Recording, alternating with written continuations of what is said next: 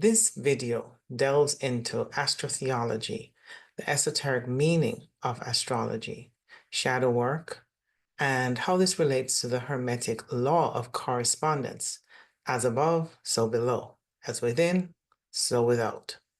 This universal principle highlights the profound interconnectedness and the mirroring of our perceived reality, illustrating how the movements of the planets serve as a map for the events unfolding here on Earth.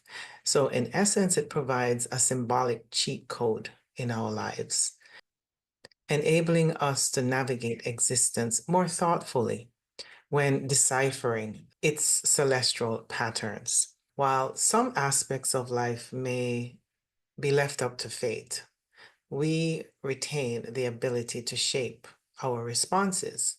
Understanding what lies ahead allows us to make thoughtful choices and seize opportunities and embrace moments of introspection when needed. And by mastering these symbolic codes, we can navigate life's experiences with greater clarity and purpose. Shadow work plays a crucial role in helping us make choices that are free from the influence of unresolved emotional wounds. And by recognizing how our internal state shapes the projections we see in our external reality, as within, so without, we gain clearer insights into ourselves.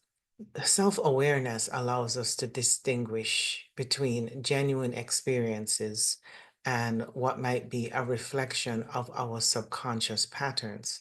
Ultimately, the journey of knowing oneself illustrates these dynamics, enabling clarity and growth. Hi, welcome to Star World Astrology. My name is Sherry, and I am a Western tropical astrologer with a special interest in shadow work. I want to remind you that I do offer personal natal chart readings and also one-on-one shadow work coaching if you're interested. My information is below. Also, I want to remind you that I do offer a free weekly shadow work workshop every Tuesday at 7 p.m. Eastern. If you are interested and would like to join us, just send me a quick email at starwellastro@gmail.com and I'll give you the information on how to join us. I hope you'll consider joining us. This is an exciting new platform that allows us to share our shadow work experiences, where we practice weekly and return each week to talk about how we are able to practice these useful steps in working with our subconscious, our emotional wounded patterns, and allowing ourselves to start navigating a better course for our life based on what we realize is recreating most of our wounded patterns. So in this video, we're going to focus on the principle of correspondence, and it tells us that the macrocosm, the heavens, is a reflection of the microcosm, the individual. Yet most of us are conditioned to view the world through the illusion of separation, but experiences are shaped through our inner landscape, meaning our own subconscious. And this is why shadow work is so important. Thus, we are not separate from reality. We are an extension of it and a mirror of the greater whole. Shadow work is so essential in realizing this until we become more conscious of the unconscious patterns rooted in our wounds. We cannot fully recognize the ways our outer world reflects this inner projection back to us. And incorporating astrology as a key tool for self-understanding allows us to gain clearer perspectives on how we navigate our world. The zodiac wheel serves as a map of the soul, and by studying our natal chart, we deepen our self-awareness and recognize our autonomy in shaping the reality we perceive. Beginning with the sun as our central source, it represents pure consciousness, intelligence, and our creative potential that comes from within. This is reflected clearly in our natal chart. While all planets and the zodiac signs play significant roles, The sun is the source of light that illuminates our world. The sun's white light, refracted through the lens of our perception, shapes the reality we perceive. And when viewed through our eyes, the light reveals 7 visible colors. Although the light spectrum is 12, these 7 visible colors bring to life the canvas, the screen, or the holographic projection we call existence. The sun, in this sense, becomes a metaphor for the divine spark within each of us, a radiant beacon of consciousness that empowers us to perceive, create, and transform. And this correspondence between the celestial and the internal isn't merely symbolic. It serves as a reminder that our identity and awareness are deeply connected to the cosmic dance above. So the zodiac wheel with the sun at its center mirrors this truth, portraying a system where everything revolves around a source, be it the sun in the sky or the light of consciousness within us. So with shadow work, although the sun is perceived as an external in the sky, it is really a reflection of us. The sun shows us our core essence when we develop its highest potential using our free will to know ourselves. So each planet, archetype, and zodiac sign illustrates an aspect of our psyche, weaving together a tapestry of personality, emotions, and purpose. So the sun's placement determines the core essence of who we are. It is the anchor, the unchanging center around which the intricate orbit of our life unfolds. This celestial alignment reminds us that the macrocosm and microcosm are interconnected, bound together by the principles of energy, light, and awareness. Without the sun's light, life as we know it would cease to exist. The earth relies on sunlight to nurture plants and provide sustenance and sustain warmth. And in this sense, the sun serves as the life-giving source that powers all we see and experience. So yes, we're physically dependent on the sun, but we're not just dependent on it physically. We're also dependent on its light spiritually. And this is something we tend to overlook because the same light, the sun's light, is our consciousness. And without consciousness, we wouldn't even know we existed. We couldn't say, I am. We couldn't know that we have a sense of self. We wouldn't be aware of ourselves as separate being living in these bodies, walking this earth. Now, the earth is the body, the vessel, and the sun is the spirit, the awareness that animates the body and brings it to life. And without the light of the sun, there is no growth. And without the light of consciousness, there is no self-awareness. So again, as above, so below. As the earth depends on the sun for light, your body depends on your inner light, your awareness to exist in this reality. The sun isn't just out there in the sky. It's within us. It's our center. It's our core identity. It's our source of light and life from within. The esoteric and astro-theological significance of the sun and its journey through the 12 zodiac signs casts its light on that archetype, breathing life into its unique qualities and energies. In the Bible, Jesus Christ is often referred to as the light. And in astro-theology, the sun, S-U-N, metaphorically aligns with Christ, while Jupiter symbolizes Jesus. The sun embodies ascension and resurrection in its celestial journey, and this mirrors profound spiritual themes: as above, so below; as within, so without. These principles guide our understanding of the interconnectedness of cosmic and earthly realms. And the sun's ascension begins every spring as it crosses over the equator, symbolizing its resurrection and the renewal of life. This celestial resurrection marks the transition from the dormancy of winter ruled by Saturn, its polar opposite, into the vitality of spring. Now, the sun's descent below the equator in autumn initiates the fall, leading to the cold and dark winter. And this cyclical movement beautifully reflects both the seasonal rhythms of earth and the spiritual cycles of light.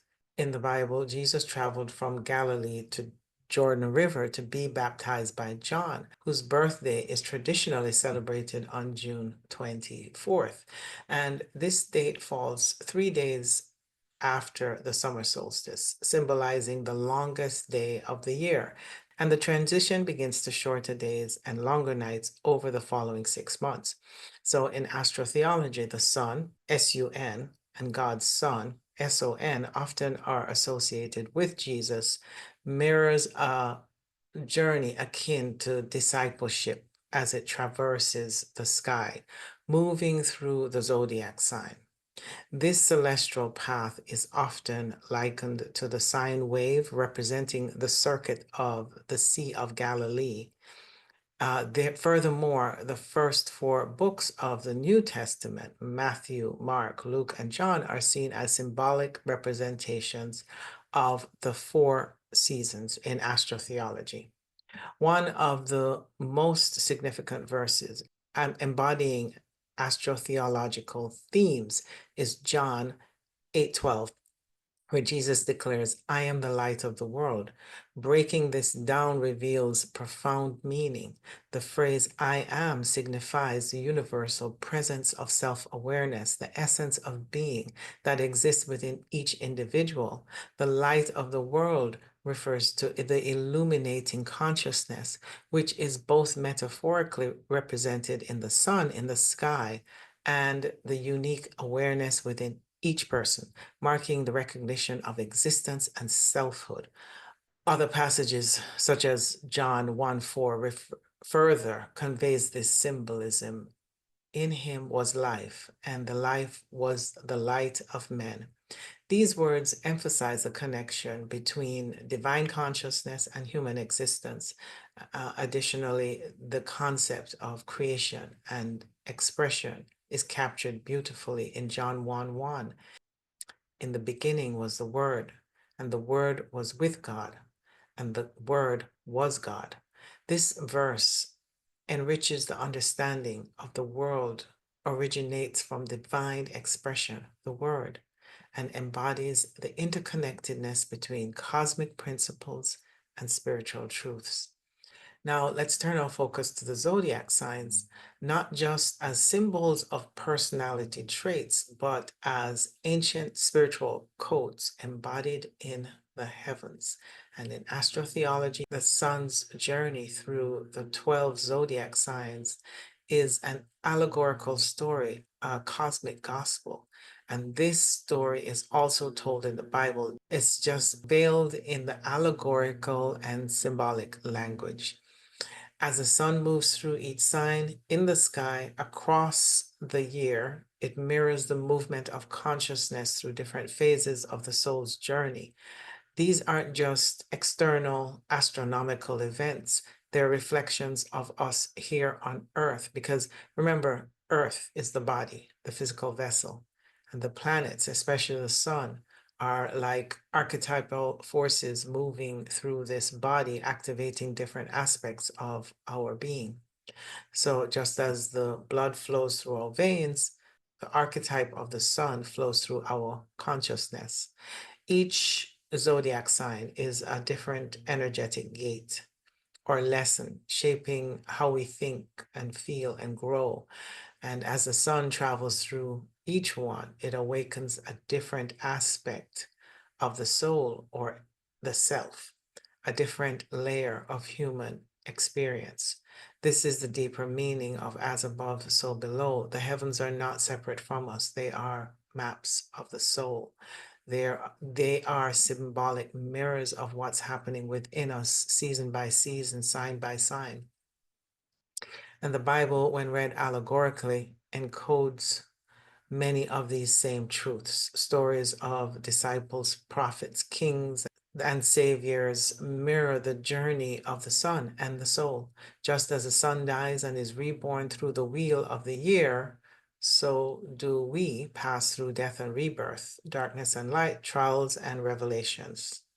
So when we study the signs, Aries through Pisces, we're not just learning about zodiac signs, we're decoding the sacred script of the soul's evolution.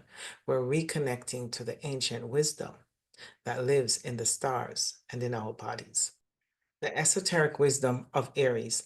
Let's begin with Aries, the first gate in the zodiac wheel and the first step in the soul's evolutionary journey. This is where everything begins.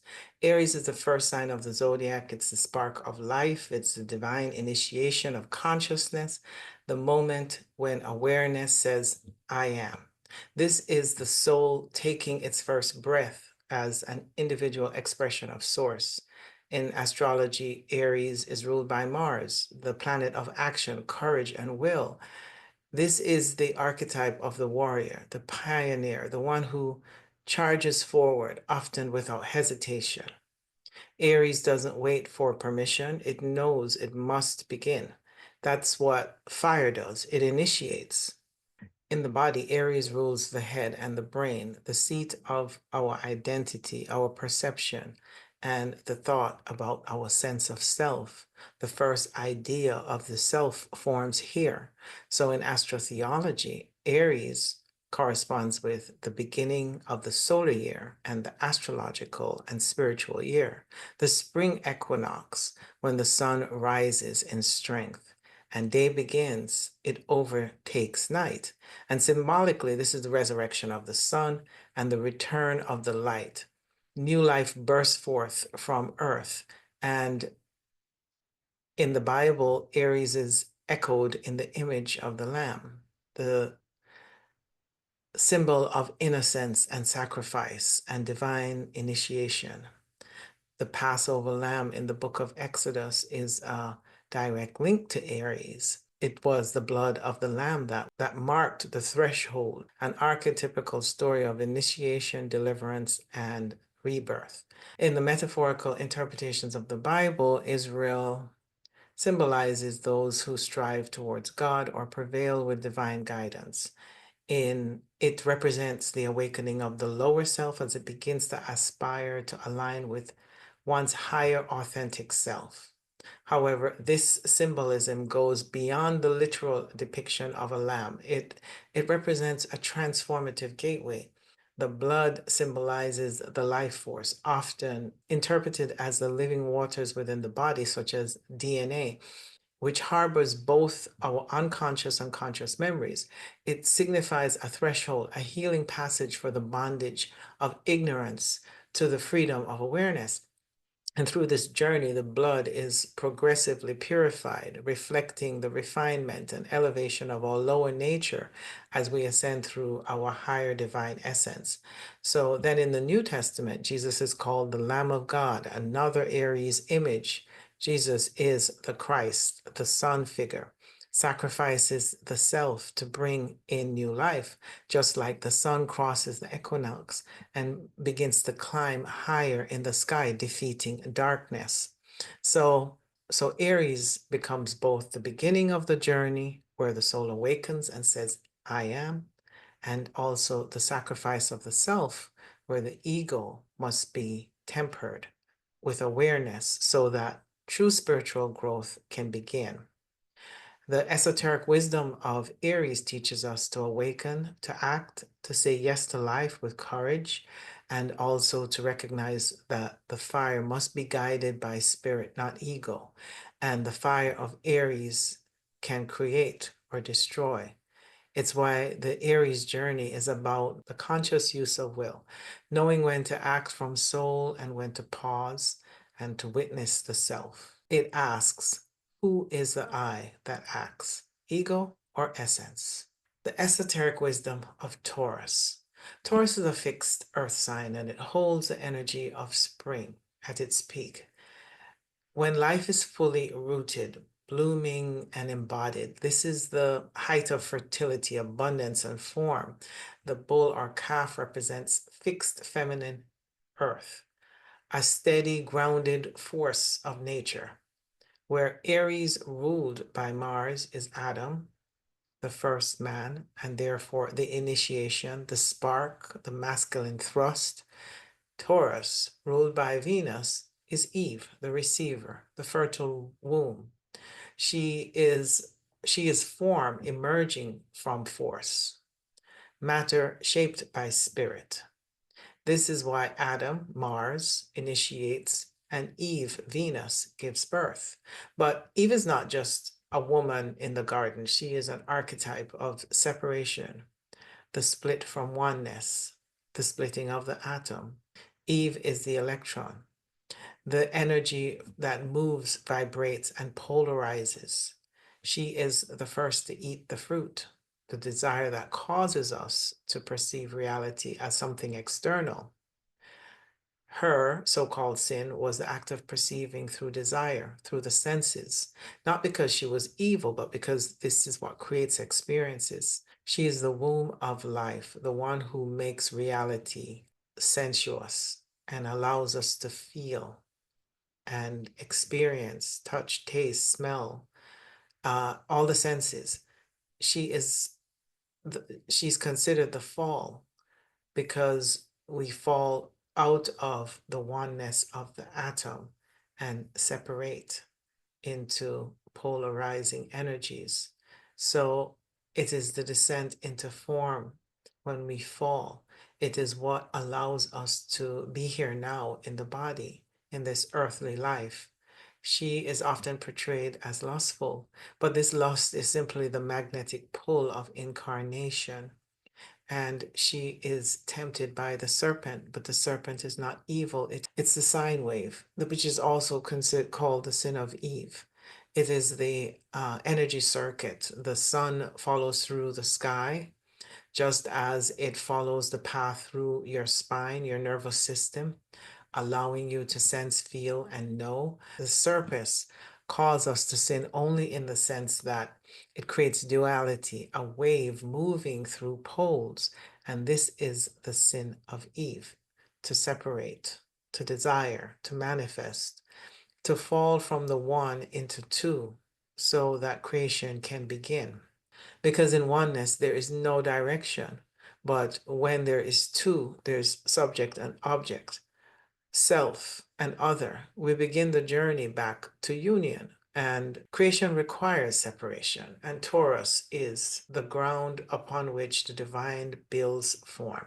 So in Taurus, we remember the body is sacred. She's earth. She rules the body. Desires are not a sin. It is the gateway to experiences. However, our desires must be tempered with what is authentic. And when desire becomes attached to form alone, we forget the divine. The balance is remembering that form is spirit in disguise, and that Eve is not just the fall. She is the mother of all living. Esoteric wisdom of Gemini.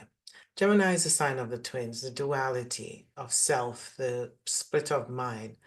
It rules the fixed stars, Castor and Pollux, who appear in the myth so as heavenly twins, but are echoed again in the Bible as Cain and Abel, another pair of brothers torn by division. So Gemini is ruled by Mercury, the planet of mind, thought, speech, and perception, and Mercury is androgynous. He contains both masculine and feminine qualities. He comes after Aries, which is masculine, and Taurus, which is feminine. Gemini is the byproduct, and this byproduct produces twins, the twins of duality. In astrology, Gemini rules the mind, and though he dominates the lower mind, he also is the bridge to the higher mind. He is the one who moves freely between both realms, between God and mortal, the higher and the lower, the soul and the body, the spirit and form. In the brain, this relates to the left and right hemispheres. The left brain is logical, reason, language, linear, analytical thoughts. And the right brain is our intuition, our emotional, and our receptive brain, receptive and creative brain. and it's the higher feminine intelligence. But Mercury governs both because he is the messenger between them. Yet in the Bible story linked to Gemini, we see the lower mind, Cain, destroys the higher mind, Abel. So Cain kills his brother, symbolizing how in this dimension, logic and ego often dominates intuition and spirit. This is the imbalance that Gemini carries when intellect becomes separated from higher intelligence. And the lower mind loves details, choices, and categories and names. It wants to understand the world through labels, through division, through reason. This is only half truths. There is a hidden side of Gemini that most overlook. When the archetype of Mercury is aligned, the mind becomes curious, open, alert, and present, not merely of facts, but of the mental patterns, the thought loops that shape our choices. And when the both hemispheres of the brain are synthesized, we also gain awareness of the empty space between thoughts and feelings, enabling us to witness ourselves as pure consciousness. At its highest, Gemini strives to connect what has been divided. It is the mind seeking wholeness, not just knowledge. This deep layer is evident in the biblical story of Jacob and Esau, another pair of twins. Esau, the elder, symbolized the primal physical mind, impulsive and rooted in the material. Jacob, the younger, represents the spiritual mind, clever, intuitive, and attuned to higher wisdom. Jacob deceives Esau, taking his birthright and inheritance, mirroring how the spiritual mind must ultimately transcend the carnal nature to access our divine spark. And Mercury is a trickster, the archetype that reflects the deceptive nature of the mind when we identify solely with our perceptions of the external reality. Jacob's journey, however, is not without trials. He's stripped of comforts and thrust into exile. He undergoes years of humility, labor, and surrender. And it's only through these challenges that Jacob, which is supposedly the higher mind, evolves through a rite of passage and can return not as a trickster, but as one who is transformed by grace. So Jacob rests his head upon a stone, using it as a pillow. This is a symbol carrying deep esoteric essence. The stone represents the sacrum, or root chakra, situated at the base of the spine near the five fused bones. While he sleeps, he dreams of a ladder reaching upwards to the heavens and downwards to earth, a profound symbol of the spinal column, often referred to as Jacob's ladder.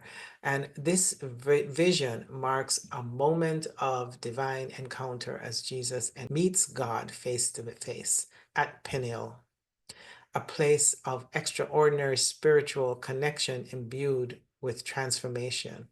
Pineal is the pineal gland, the third eye, and it is a symbolic union of the left and right hemispheres, the lower and the higher mind, synthesized to overcome the duality and merge in the union of oneness.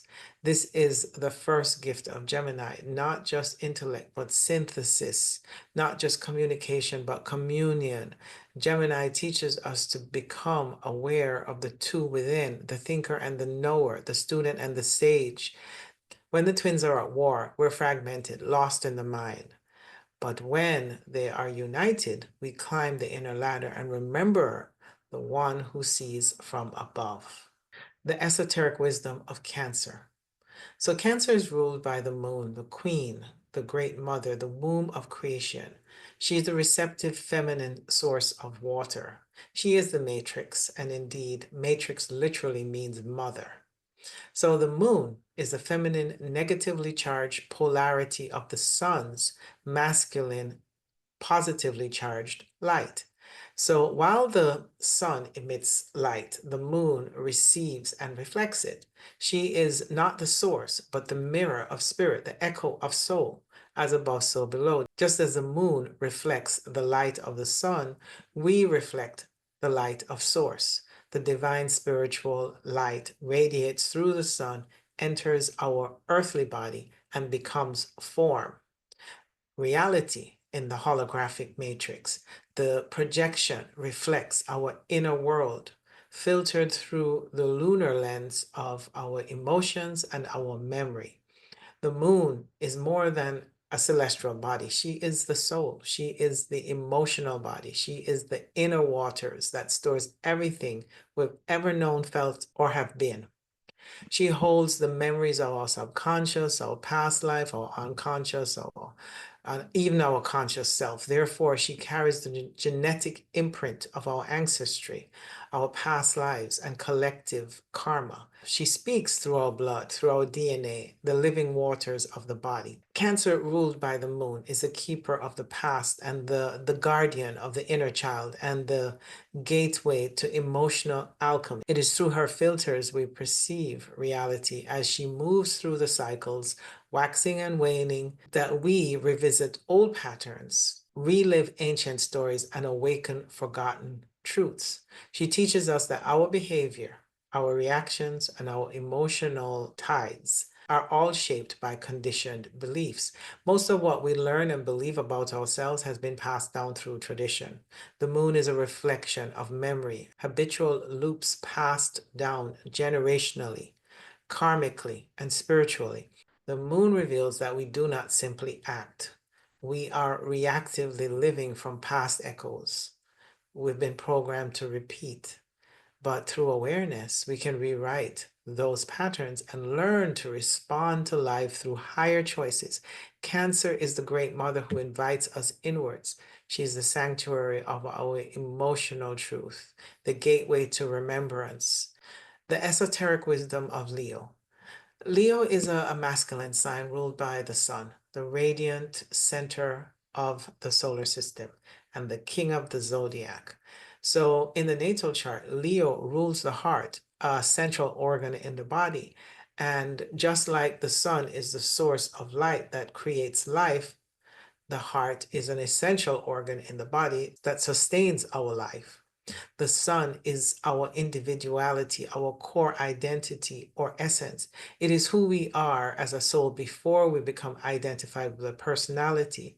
The sun is our creative center and our pure potential, and it rules confidence and joy, and it brings purpose into our lives. The sun is unconditional, therefore very generous. It is the giver of life. The sun is the expressive, pure intelligence that holds the potential of everything and is ultimately pure consciousness. So the sun is unconditional love because it rules the heart where love resides.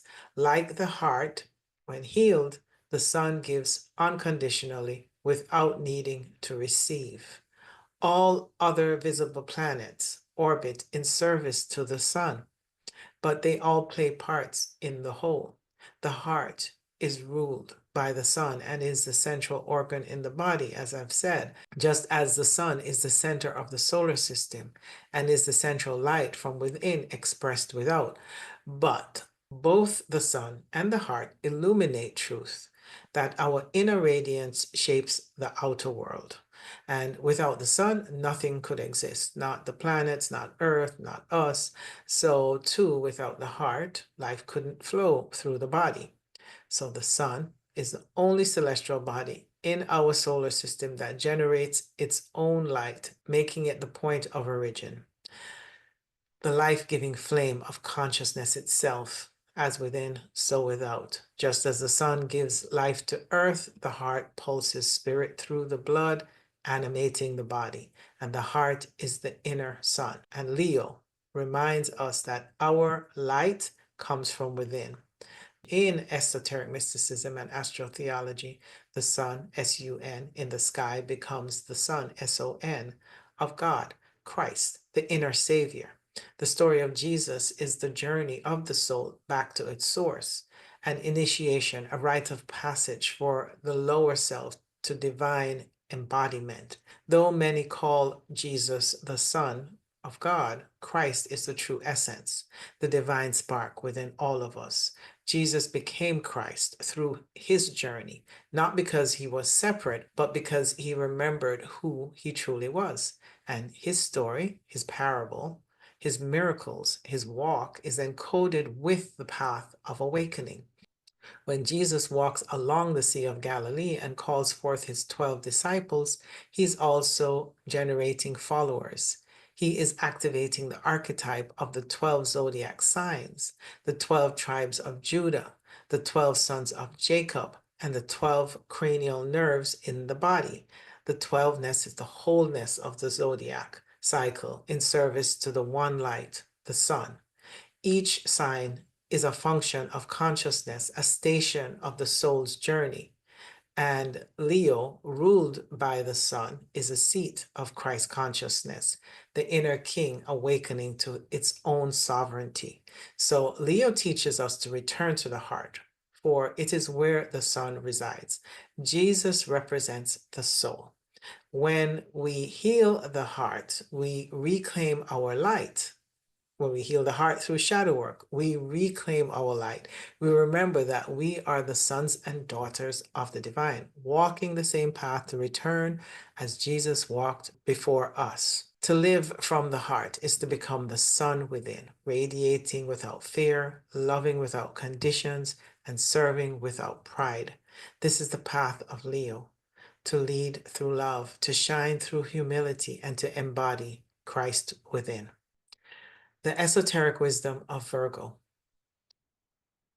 Virgo is deeply symbolic in astro-theology, and I think this is one of the signs that is truly underestimated and overlooked and maybe even misunderstood. Virgo's position in the zodiac wheel is just before the fall equinox, and Virgo rules the transition from the end of summer leading into harvest. Virgo is the last sign before the sun falls below the horizon and loses his strength. And also at sundown each day, Virgo rules the hour between 4 p.m. and 6 p.m. when the sun loses its strength at the end of the day. This is the very symbolic story of Samson and Delilah. This popular Bible story of Samson and Delilah are the allegorical tale of Virgo and the sun. Delilah betrays Samson, which is symbolic of the sun's illuminating light, which is cut or weakened between the hours of 4 p.m. and 6 p.m. Delilah betrays Samson by cutting his hair. The hair is the sun's rays of light. When cut, he loses his strength. So at sundown, and also at the end of summer, when the fall season begins, the sun is weakened each day and each year. In astro-theology, Virgo symbolizes the wheat, the barley, the bread, grain, corn, and also was previously shown as the lady with the wheat stalk up until the 1500s.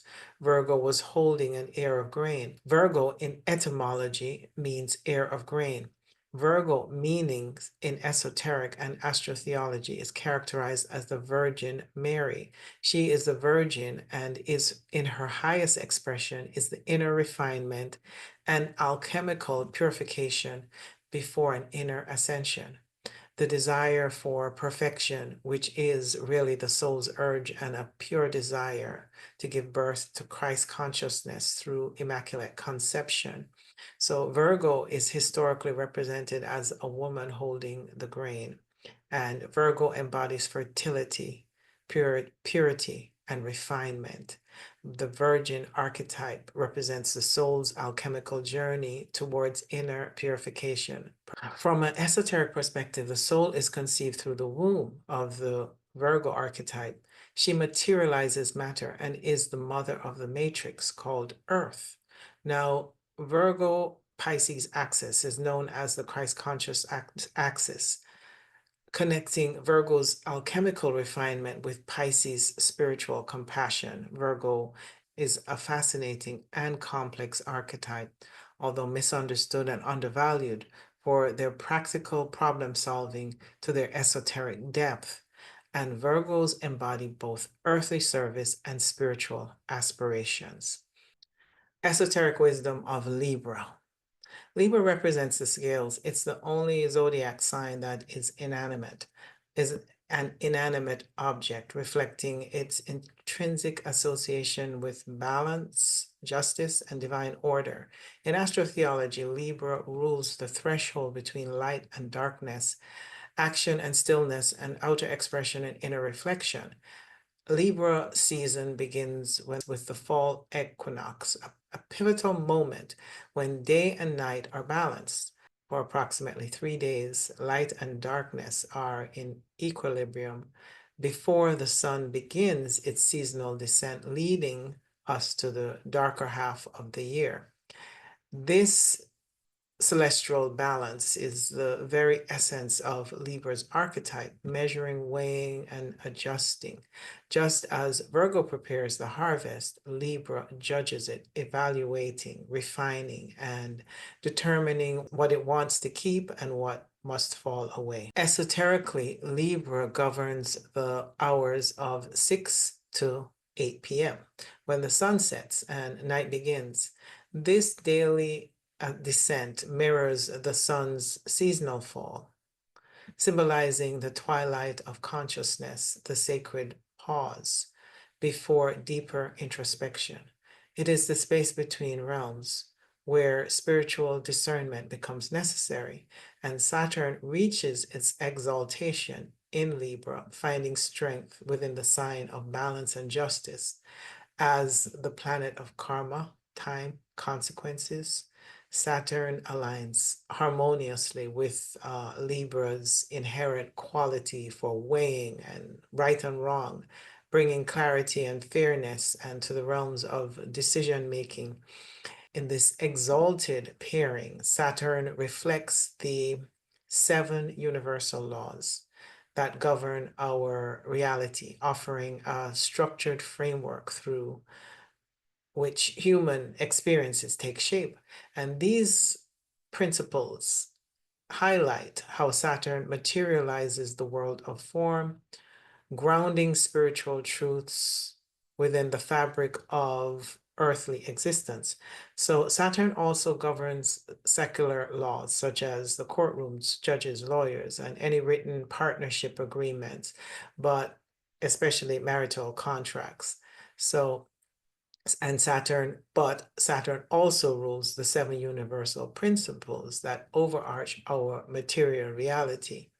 Together, Saturn and Libra mark a crucial cosmic turning point, a transition from vitality to stillness and from activity to introspection, and ultimately from action to reckoning.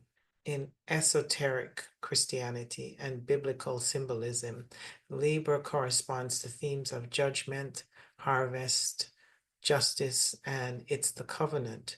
Many scriptural references align with the essence of Libra season.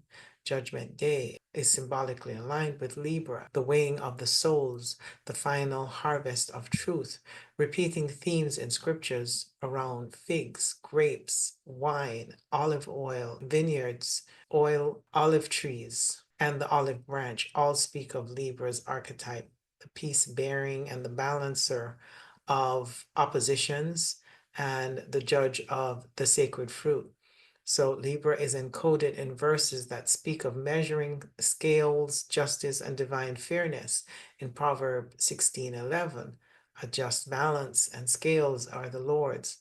All the weights in the bag are his works. In Job 31:6, it says, let us be weighed in just balance, and let God know my integrity. These are all Libran expressions in the Bible, in astro-theology. These passages reflect not only the ethics of outer justice, but also inner landscape, our spiritual equilibrium that the soul must eventually find. And Venus is the planet that rules partnerships and governs marriages, union, contracts, and sacred oaths. But beyond earthly relationships, Libra points towards the higher marriage, the union of soul and spirit, masculine and feminine, light and dark. Divine justice is not just about punishment, but about restoration, rebalancing, and karmic resolution. Interestingly, Saturn is exalted here in Libra, where Libra can teach us to find that balance through some sort of harmony and to find peace from within and to do this in a way that's fair. Libra also rules the natural laws of the universe, meaning also the seven Hermetic principles, since Libra is the mirror of our reality, and Saturn, that also rules these principles, is exalted in this sign. So Libra is the mirror, not only reflecting the other, but revealing the self. We might ask ourselves, as have we sown the right seeds? Are we ready to reap what we've cultivated? In the sacred balance of Libra, nothing is overlooked. Everything is weighed, and through the divine process, we're invited to realign with higher order, where justice is love in action and balance is the beginning of rebirth. Esoteric Wisdom of Scorpio. Scorpio is a fixed water sign and is the alchemist of the zodiac, governing transformation through emotional depth, truth, and spiritual purification. As a water sign, Scorpio's domain is the realm of emotion, secrecy, and the soul's underworld, where the true change is not superficial, but cellular and psychic. The water rules emotions, and Scorpio's water are regenerative, capable of dissolving the ego's illusions, purifying our inner wounds, and initiating profound rebirth. The key lies in emotional truth. To heal, we must feel, confront, and transmute what lies buried in the depth of our being. The blood, like water, carries memory. In esotericism, blood is the living water and the Red Sea of our genetic code, infused with the ancestral memory and emotional imprints. These memories are stored in our DNA and within the subconscious mind, forming the undercurrents of our behavior, trauma, and karma. So the psychospiritual healing of unconscious memories stored at a soul level is engaged in inner alchemy, a process of confronting shadow, facing truth, and regenerating and renewing the true and authentic self from within. The parting of the Red Sea symbolizes this inner process. As the blood from our heart gets purified and refined, there is an inner maturation, and the mind becomes balanced and synthesized to allow for spontaneous emotional alchemy to take place. This is a spiritual act of separating from the bondage of the inner Pharaoh, the lower fear-based mind, and stepping into liberation. The sea is our subconscious when parted by divine will, truth. We cross through it free from captivity and ready to be transformed. So Scorpio's placement in the zodiac wheel corresponds to the middle of fall, when the sun begins its final descent before reaching its lowest point in the sky. And this descent is symbolically portrayed by the story of Jesus's betrayal. In astro-theology, Judas represents a kiss of death at the Last Supper, representing Scorpio's sting and betrayal that precedes spiritual resurrection. Judas, who trades Jesus for 30 pieces of silver, mirrors the 30 degrees or the decans, however you pronounce it, in our zodiac sign, suggesting that this moment is not random, but ritualistic and cosmically timed. So Jesus equals the sun, S-U-N, and the S-O-N. Also, Judas is Scorpio, the sign of betrayal and death and rebirth. As the sun, S-U-N and S-O-N, passes through Scorpio, it's near its death at the winter solstice on December 22nd. The sun reaches its lowest point in the horizon and appears to die for 3 days. On December 25th, the sun is reborn, symbolized in the nativity of Christ. This is not only the story of the sky, but the myth of the soul, our descent into the dark night of the soul, the betrayal of the false self, and the resurrection of the into higher truth. And Scorpio's wisdom is not gentle, it is initiatory. It demands we pass through the fire and water of transformation to reclaim our power. And this sign teaches that healing is found not in avoiding pain, but in embracing it with our awareness and spiritual will. To walk the Scorpio path is to undergo ego's death and transmutation. It is the archetype of the shaman, the mystic, and the phoenix burning in its own fire, only to rise again. So Scorpio reminds us that death is not the end, but it's a sacred passage, whether through the sting of betrayal or the cellular memory of our emotional wounds, or walking through the Red Sea to the other side where we wander in the desert of confusion, or whether it's the descent into the shadows by doing shadow work, or Scorpio holds the key to inner resurrection. It is through the regenerative water of Scorpio that we are reborn, no longer prisoners of the past, but bearers of light forged from the darkness. Esoteric Wisdom of Sagittarius. Sagittarius is ruled by Jupiter and is the seeker, the philosopher, the spiritual warrior of the zodiac, governed by the largest planet. Sagittarius represents expansion and divine will, truth, and prophecy. In astro-theology, Sagittarius holds profound connections to the Christ archetype and the winter solstice mysteries and the great transition from one age to another. So Jupiter, king of the gods, bearer of divine justice, is symbolically linked to Jesus, the Son of God, who rules over the age of Pisces, a Jupiter ruled sign. And as the sun traverses Sagittarius each December, it prepares to enter Capricorn at the winter solstice, marking the death and eventual rebirth of the sun, an event woven into the mythos of Christ's birth. The sun descends into the Tropic of Capricorn around December 22nd, symbolizing the sun at its weakest point, dead for 3 days before being reborn on December 25th, which mirrors the birth of Christ in Christian tradition. The ancient conjunction of Saturn and Jupiter is widely interpreted as, in astro-theology traditions, as the Star of Bethlehem, the bright celestial event that guides the three wise men or magi to the newborn king, which is Jesus. This conjunction is not merely astronomical, but symbolic. So Saturn represents the old king, the ruler of time, the ruler of restriction, of secular law, of the universal laws and karma. So Jupiter is the Christ archetype and is the new king, the savior, and that rules divine laws, and he is the bringer of grace.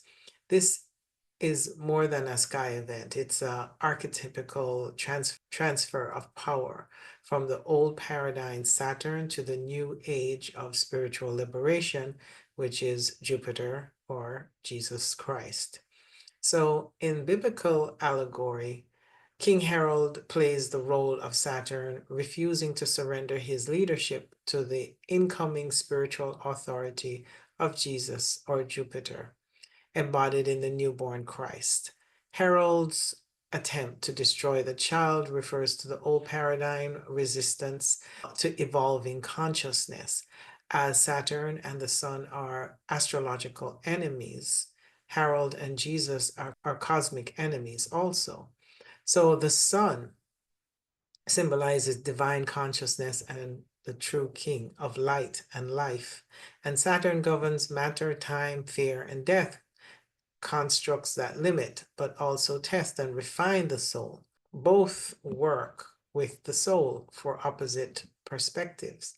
In the Old Testament, Saturn's rulership over the age of Aries, Mars ruled, is mirrored in the theme of war, conquest, and obedience to law, Yet the deeper esoteric reading reveals that war is an inner battle, the war of the soul's liberation.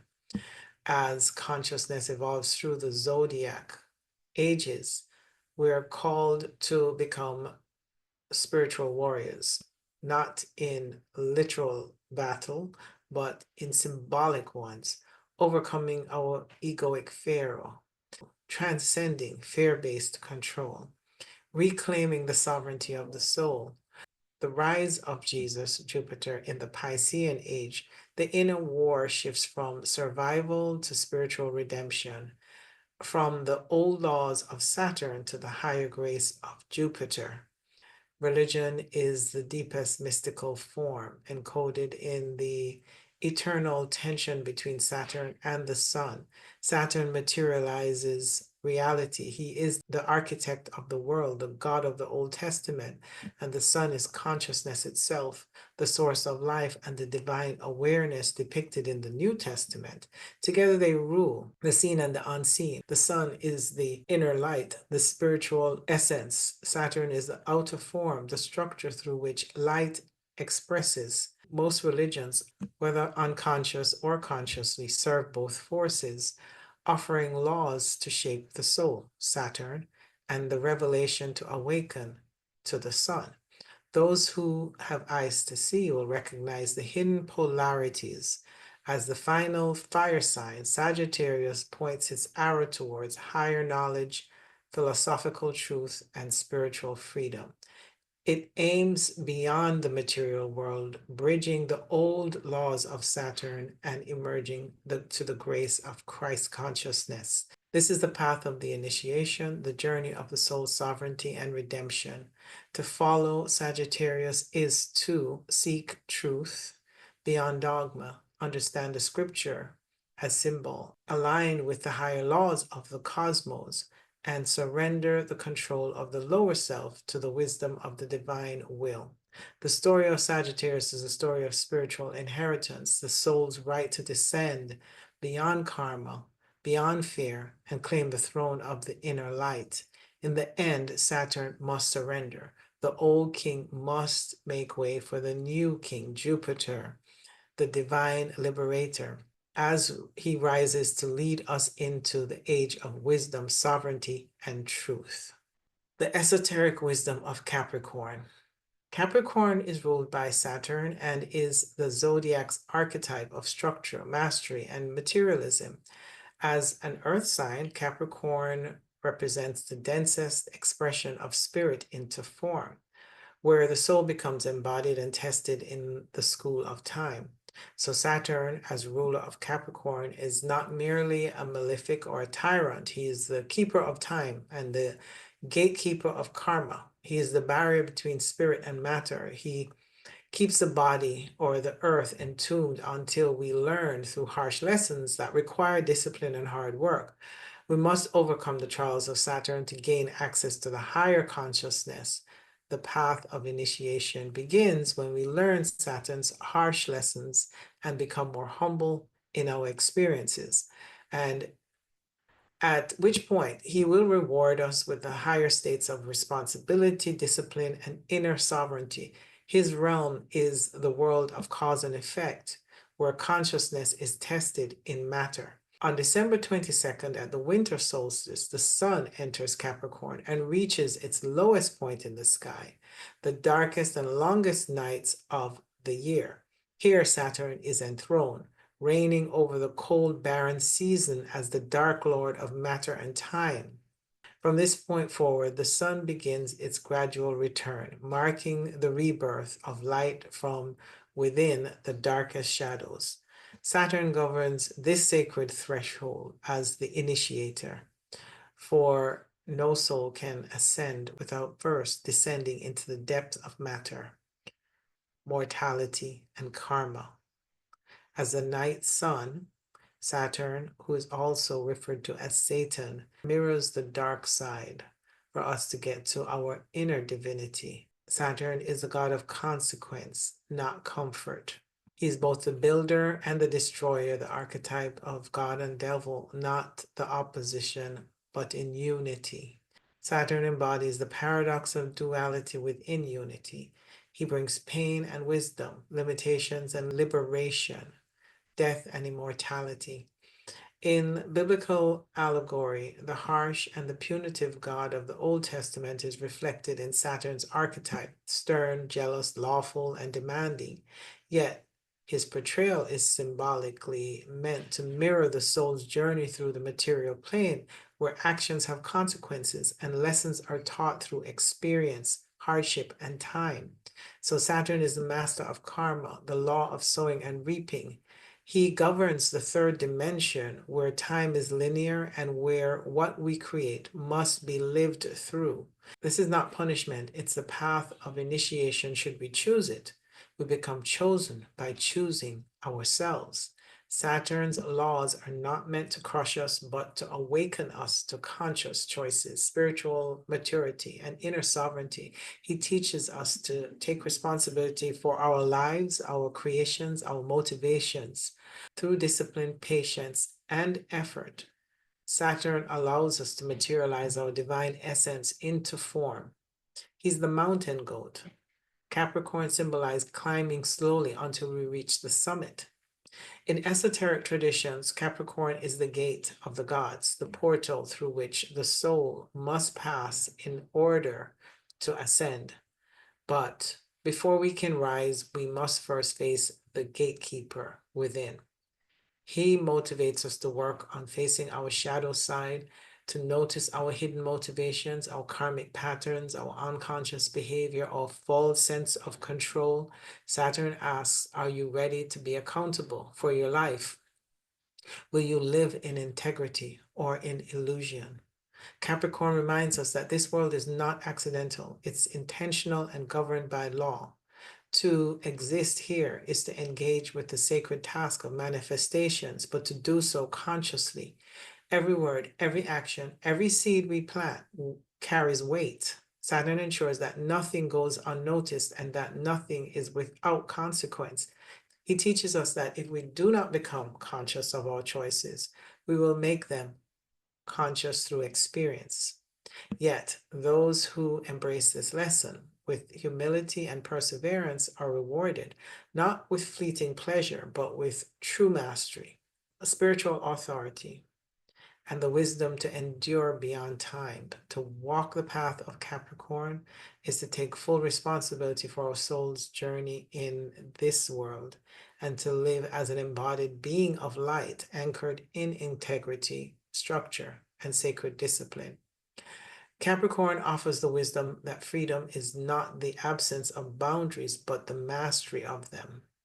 True liberation comes not from escaping matter, but from transcending it through conscious embodiment. In the end, Saturn is not our enemy, but our faithful teacher.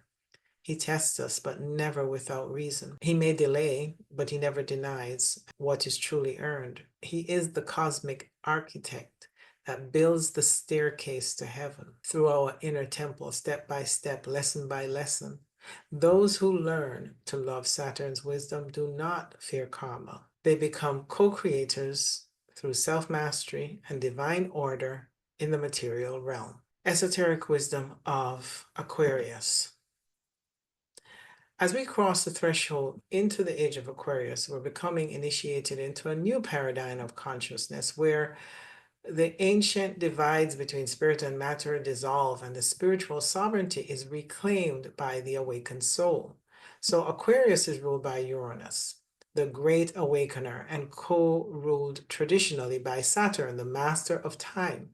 So together, they form a dynamic tension between freedom and structure, revolution and responsibility, awakening and embodiment. Uranus represents higher intelligence, the cosmic mind, and the lightning bolt of awakening that cracks open the shell of illusion. It shatters what is false, stagnant, or enslaved, and outdated paradigms, not as punishment, but as liberation. So Uranus disrupts so that we may awaken. Uranus destroys so that we may remember who we truly are. In astrology, Uranus transits often correspond to moments of sudden insight, inner rebellion, or external upheaval. But beneath the chaos, there is a divine intelligence, and this is the universal call for us to align with our inner authority. And while Uranus awakens, Saturn initiates.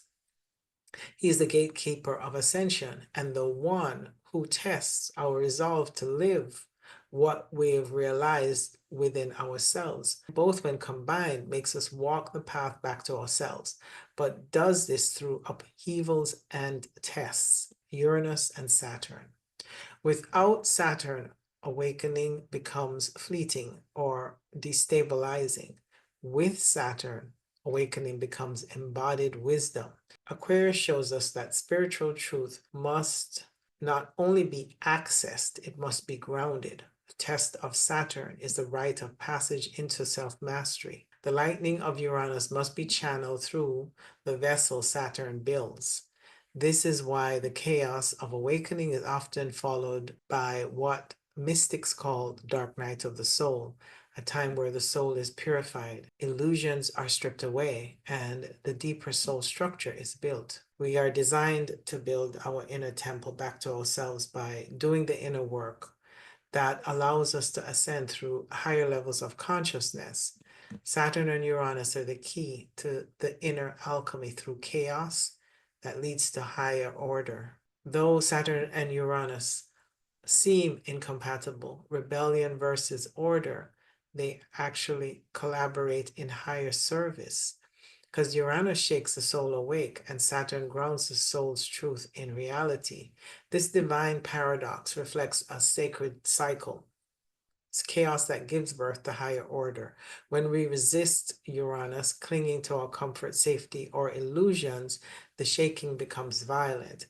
And when we surrender or experience a soul reset, a rebuilding on solid, spiritually aligned foundation takes place. This is the Aquarian alchemy, the liberation that leads to embodiment, sovereignty that is grounded in spiritual law.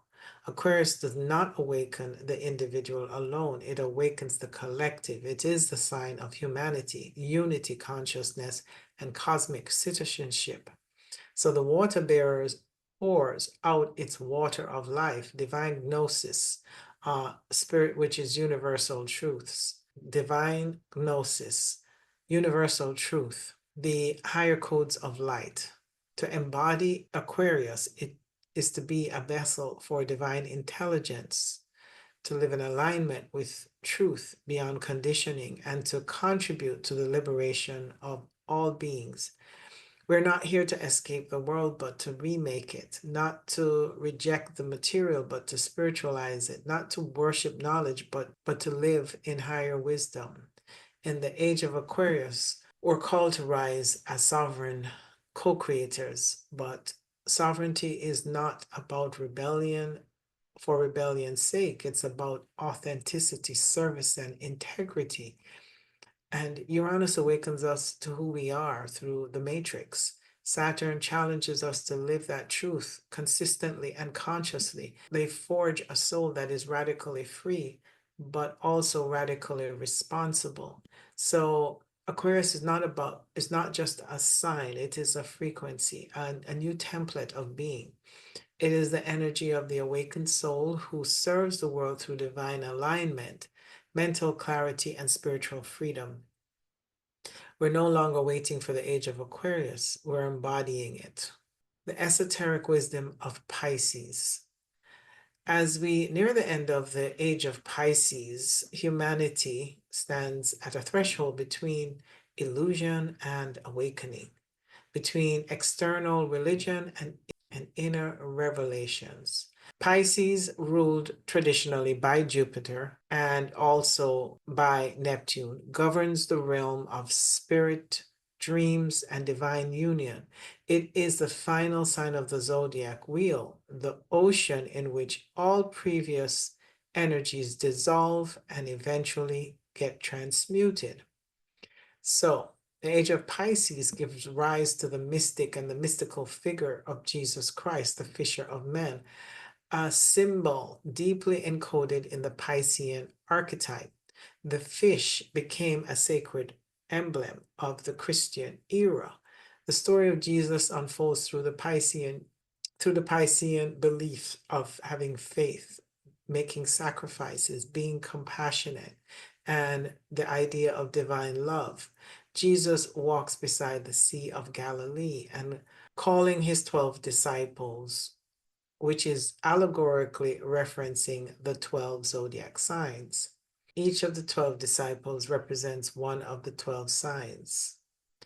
Jesus becomes the bridge between spirit and flesh, heaven and earth, the two swimming fish in opposite directions, which are spiritual and matter, duality.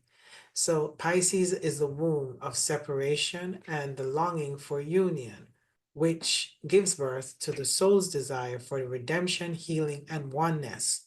So the polar axis of Virgo and Pisces is the spiritual polarity of Virgo, the Virgin Mother. The Virgo materializes divine potential through the womb, and Pisces dissolves that back into the infinite sea of divine unity. Virgo births the world, and Pisces delivers it back to God. Together, they form the axis of divine service, matter and spirit woven through sacred devotion. Virgo refines the vessel, and Pisces fills it with spirit. The Piscean age brought forth profound spiritual teachings, but also the misinterpretations of symbols into literal dogma, and the allegorical language of the stars are turned into rigid structures of belief. True mysticism becomes shrouded in hierarchy, guilt, and external salvation, separating humanity from the inner temple of divine sovereignty. Yet even within the distortion, the light of Pisces remained: unconditional love, divine grace, and the path of inner healing. Jupiter is the traditional ruler, bestowing the spiritual wisdom, expansion, and the teachings that form the moral foundation of the soul's growth. And Neptune is a higher octave, dissolving boundaries and reveals mystical truths through dreams, visions, and the inner knowing of the heart. Jesus, the Son of God, is also a spiritual archetype, embodies the Neptunian Christ consciousness, one who teaches not through law but through love, not through fear but through faith, and not through control but through surrender. Pisces, in the grand spiritual cycle, Pisces is the final purification before the soul's resurrection in Aries, where the sun is reborn. This is a moment of inner ascension, the rising of the Christ within after and enduring the initiation of Aquarius, the awakening, and the discipline of Saturn, the test of mastery. So Pisces calls us to forgive all things, surrender all identities, return to the source through compassion, grace, and stillness. It is finished, the final word of Christ on the cross of matter. Pisces is the place of surrender, where the soul says, I am ready to return home. As the sun leaves Pisces, it enters Aries, the sign of rebirth, renewal, and resurrection. The Christ, having died to the old, rises again, this time not as sacrifice, but as sovereign. He begins his ascent through the zodiac once again, carrying with him the wisdom of every sign, now renewed in higher consciousness. This journey mirrors our own, for we too are on the path of returning from the illusion to truth, from separation to unity, and from the ego's identity to the soul's eternal light. Pisces reminds us that endings are beginnings, cloaked in stillness.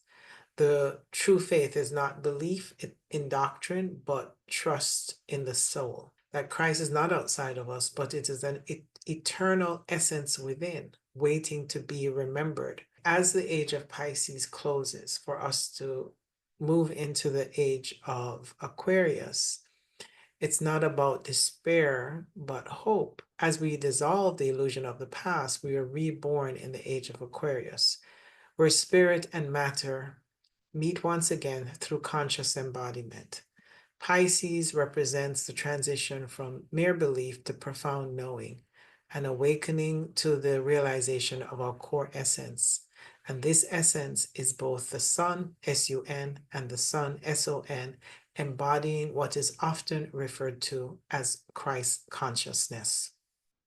So thank you for joining me, and please don't forget to subscribe if you liked this video, and don't forget to hit the like button. It does help my channel to grow. Don't forget, I also offer natal chart readings and one-on-one shadow work coaching. My information is below, and also want to remind you that every Tuesday at 7 p.m. Eastern, I do offer a free shadow work workshop where we talk about shadow work and practice these various techniques on how to heal through this practice. If you'd like more information, just send me a quick email to starwellastro@gmail.com, and I'll be happy to send you the information on how to join. So again, thank you for joining me today.